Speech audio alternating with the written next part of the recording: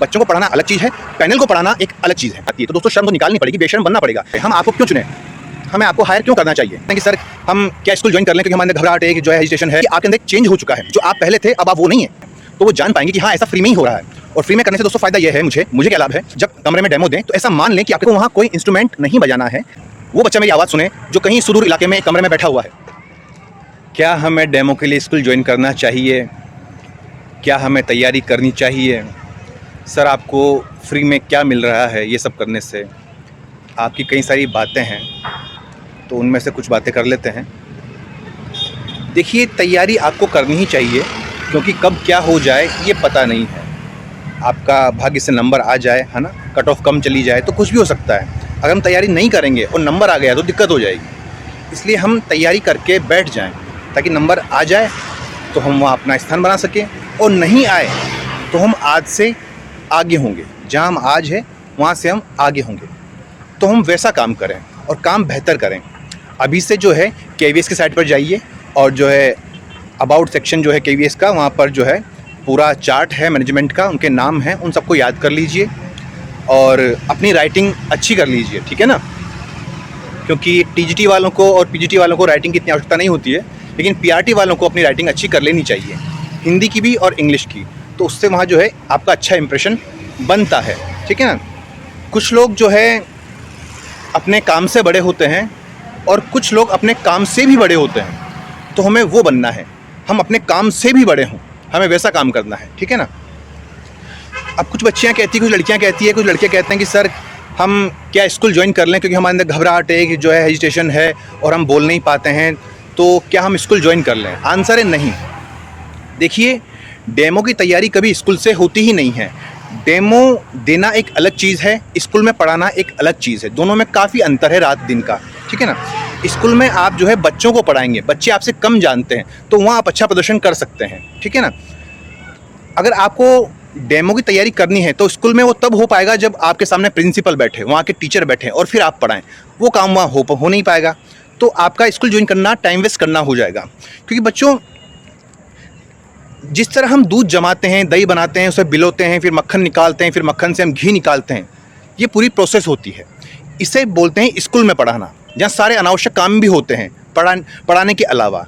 और एक होता है सीधा घी परोस देना, ये काम है डेमो का। डेमो में आपको सीधा पॉइंट पे आना है, जो सार है वो परोसना है 3 मिनट के अंदर पैनल के सामने। पैनल वो जो आपसे अनुभवी है, ठीक है ना। तो ये कार्य स्कूल में हो नहीं सकता। बारीक अंतर समझिए आप, है ना।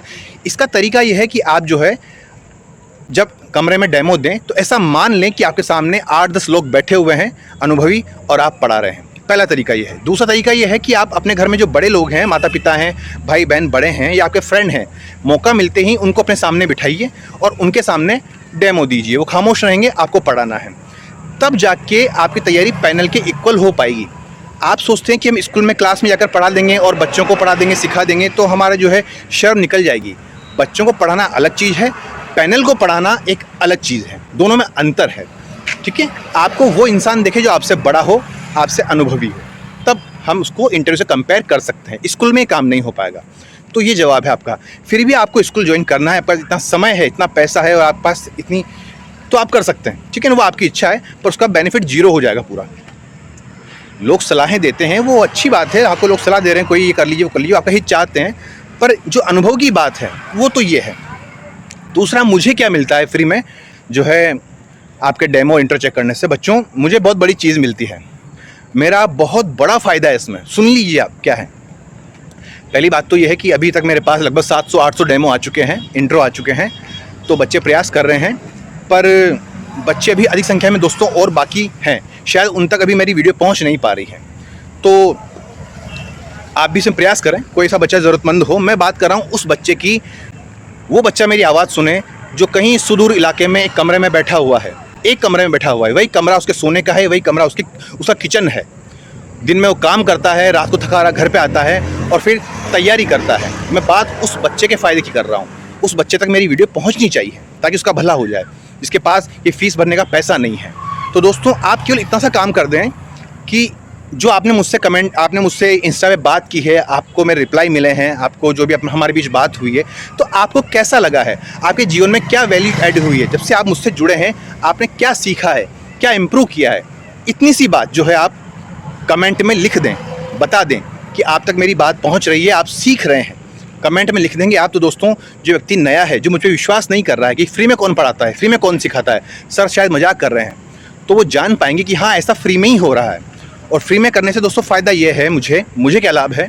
मुझे ये लाभ है कि अगर मेरे इस एफ़र्ट से आपके मन में ये भावना पैदा हो जाए कि हाँ, दुनिया में भी इंसानियत बाकी है, लोग इंसानियत को समझते हैं और कुछ काम फ्री में भी होते हैं, तो दोस्तों इतना सा आपका सोच लेना मेरा प्राप्य है, ये मेरा लाभ है, इसका मुझे बेनिफिट हो जाएगा दोस्तों, बस यही मेरा फ़ायदा है।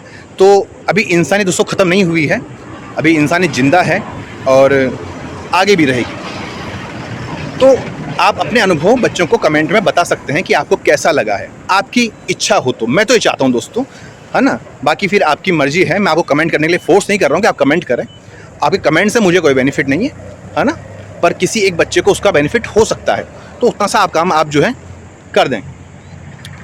और एक बच्चा है अंकित गुप्ता नाम का, अंकित गुप्ता ने बहुत अच्छा अपना इंट्रो बनाया है और अब तक जो मुझे इंट्रोडक्शन प्राप्त हुए हैं आपके, उनमें वो सबसे बेहतरीन इंट्रोडक्शन है दोस्तों, ठीक है ना। तो आप सब प्रयास करें, आप बात मान रहे हैं, इसे मानें और अच्छा प्रयास करें। कुछ लोग कहते हैं कि सर आप वीडियो को बहुत लंबा कर देते हैं। जी बिल्कुल, मत आइए, आप मत देखिए, आप क्यों देख रहे हैं? आपको कुछ सीखना नहीं है, आपके अंदर धैर्य नहीं है, आप श्रोता नहीं हैं, तो दोस्तों आप मेरी वीडियो के लायक नहीं हैं, आप मेरी ऑडियंस नहीं हैं। आपको अच्छा वक्ता बनना है तो आपको अच्छा श्रोता बनना ही पड़ेगा। आपके अंदर धैर्य हो, सुनने की जिज्ञासा हो, आप 1 घंटा 2 घंटा सुन सकें। दोस्तों मैं तो आपके लिए वीडियो छोटी बनाता हूँ, जो मेरी वीडियोज़ होती है 1 घंटे की, 1.5 घंटे की, ये तो केवल आपके लिए है। मेरी निगाह में वीडियो छोटी वीडियो है ये दोस्तों, ठीक है ना। मैं आपको कंटिन्यू 5-10 घंटे सिखा सकता हूँ, कंटिन्यू बोलता हुआ, पर वो मेरे बस की बात तो है, पर आपके बस की बात नहीं है। इसलिए मैं वीडियो कम से कम 50 मिनट 1 घंटा इतने में रखता हूँ दोस्तों। तो आपको अच्छा श्रोता बनना ही पड़ेगा दोस्तों। आप टीचर बनने वाले हैं, आपको जो है अच्छा बोलने वाला बनना पड़ेगा, प्रभावी वाला, ठीक है ना। तो जब आपकी अनुभूति अच्छी होगी तब आपकी अभिव्यक्ति अच्छी होगी। एक टीचर को अनुभूति भी चाहिए और एक टीचर को अभिव्यक्ति भी चाहिए दोस्तों। तो इन दोनों पे आप काम कर सकेंगे तब जब आप किसी की बात को सुन सकते हैं, और किसी की नहीं, जो बात सुनने लायक है, जो श्रवणीय है, उसको आप सुन सकते हैं, तो आपके अंदर ये गुण पैदा हो सकता है, ठीक है। और एक बच्चे का कमेंट आया, अंकिता का कमेंट आया कि सर जो आप बोल रहे हैं और जो मैं आपको सुनता हूँ, तो वो आपका अंदाज ऑटोमेटिक मेरे अंदर आ रहा है। तो दोस्तों इससे बढ़िया बात क्या हो सकती है कि कोई व्यक्ति मेरा अंदाज़ पकड़ रहा है। दोस्तों अभी आपको शायद ये मजाक लगे, लेकिन जब आप मेरे साथ कुछ दिन रहेंगे, सुनेंगे, तो आप पाएंगे कि आपके अंदर एक चेंज हो चुका है। जो आप पहले थे अब आप वो नहीं है, अब आपके अंदर एक बदलाव हो रहा है। और जब वो बदलाव आपके इंटरव्यू में सामने आएगा तो आप दोस्तों खिल उठेंगे कि मज़ा आ गया, कौन सी बात कैसे कही जाती है और रखी जाती है।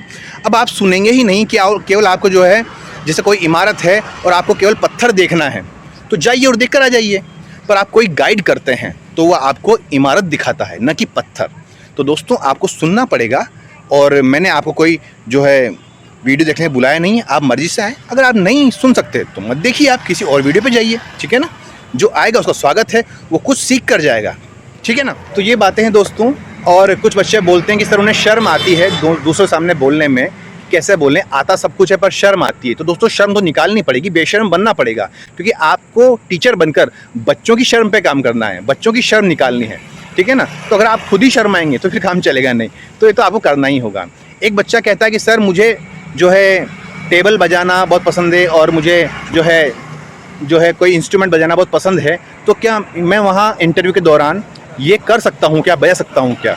जी नहीं, आपको वहाँ कोई इंस्ट्रूमेंट नहीं बजाना है, पर आप चाहें कोई आपकी पोएम हो, कोई गीत हो, कोई कविता हो, तो आप ताल दे सकते हैं, अपनी ताली से वहाँ ताल दे सकते हैं और वो बहुत अच्छी लगेगी।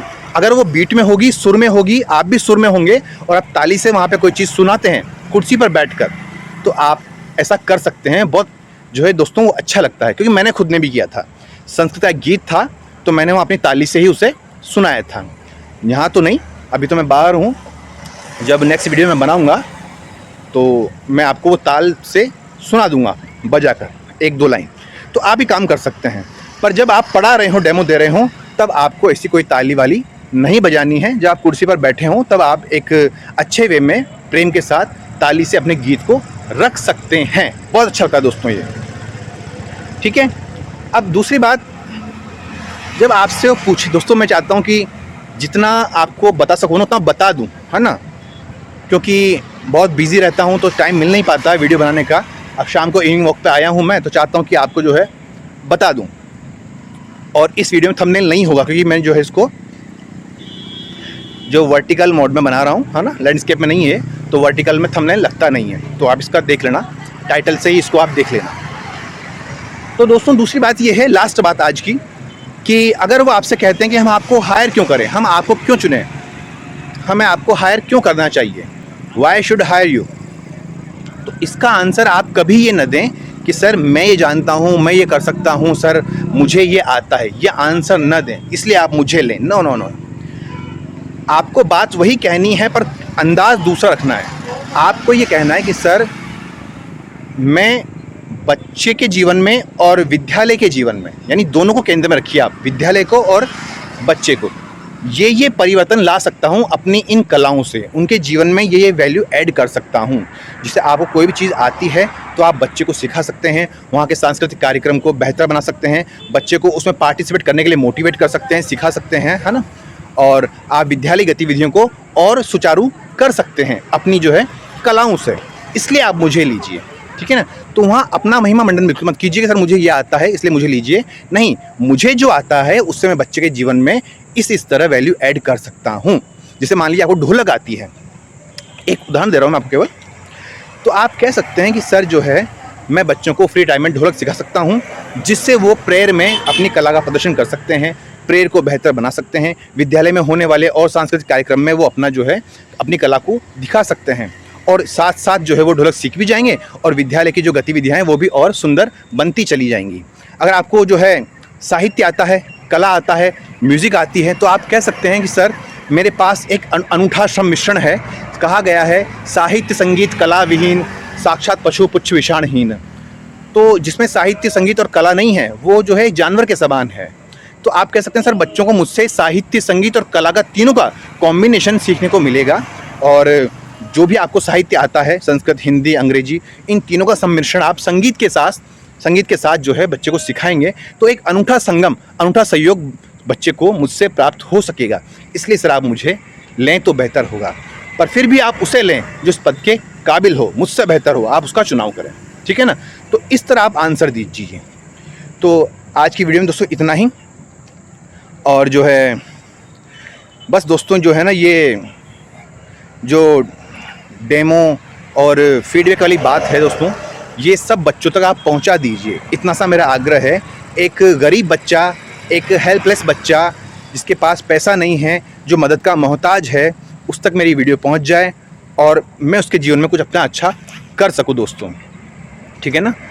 मुझे किसी से कोई पैसा नहीं चाहिए, मुझे आपका बहुत कम समय चाहिए, और उसमें भी आपको कुछ सीखने को मिलेगा दोस्तों। आपसे मुझे कुछ नहीं लेना। एक शेर है और बात समाप्त करते हैं दोस्तों। एक निवाले के लिए जिसे मैंने मार डाला, एक निवाले के लिए जिसे मैंने मार डाला, वो परिंदा कई रोज का भूखा निकला। तो दोस्तों आपकी भूख को, आपके संघर्ष को मैं समझता हूँ और उसी क्षेत्र में कार्य कर रहा हूँ। तो इतना सा काम मेरा भी कर दें आप। कमेंट में अपने अनुभव जो मेरे साथ रहे हैं उन्हें लिख दें अच्छी सी भाषा में, तो कोई नया व्यक्ति जो चैनल पे आए वो पढ़ के आश्वस्त हो जाए कि नहीं, जो सर कह रहे हैं वो सही बात है और बच्चे से सीख रहे हैं। देखिए, जब आपका डेमो आप खुद देखते हैं रिकॉर्ड करके, तो आपको बहुत अच्छा लगता है, आपको लगता होगा कि इसमें सब कुछ अच्छा है, सब परफेक्ट है। पर जब उस डेमो को कोई और देखता है और जब आपको अपनी कमियां दिखाता है, बताता है, तो आपके मुंह पर केवल एक शब्द होता है, वो होता है ओह नो। जब बारीकियां उसमें पकड़ में आती है कि आपने कितनी गलतियां कर दी है, तो फिर आप चौंक जाते हैं कि अच्छा हुआ मैंने डेमो दिखा लिया, वरना दिक्कत हो जाती। कोई व्यक्ति चौक को गलत तरीके से पकड़ रहा है, जैसे सिगरेट पकड़ते हैं, ठीक है, कोई व्यक्ति ज़्यादा मूवमेंट कर रहा है, किसी व्यक्ति की भाषा सही नहीं है, किसी व्यक्ति के वो शब्द हैं जो कि क्लास में नहीं बोलने चाहिए, तो ये बारीकियाँ आपको पता नहीं होती हैं। तो जब उसे कोई व्यक्ति देखता है और आपको बताता है, सही सही गाइड करता है, तब आपको लगता है कि अच्छा हुआ जो मैंने डेमो दिखा दिया किसी को, तब आपको उस चीज़ की वैल्यू समझ में आती है दोस्तों। इसलिए आप डेमो रिकॉर्ड करें, इंट्रो रिकॉर्ड करें और दूसरों को दिखाएं। मुझे ही नहीं, आप जिस पर विश्वास करते हैं, जो अनुभवी हो, उसे आप ज़रूर दिखाएं और सही राय ज़रूर लें, ठीक है। जब भी आपको समय मिले, डेमो रिकॉर्ड करके, इंट्रो रिकॉर्ड करके मुझे भेज दीजिए, जब भी, है ना, आपके इंटरव्यू डेट तक हम साथ हैं और इस क्षेत्र में हम प्रयास करेंगे। मिलते हैं किसी अगली वीडियो में। बाय।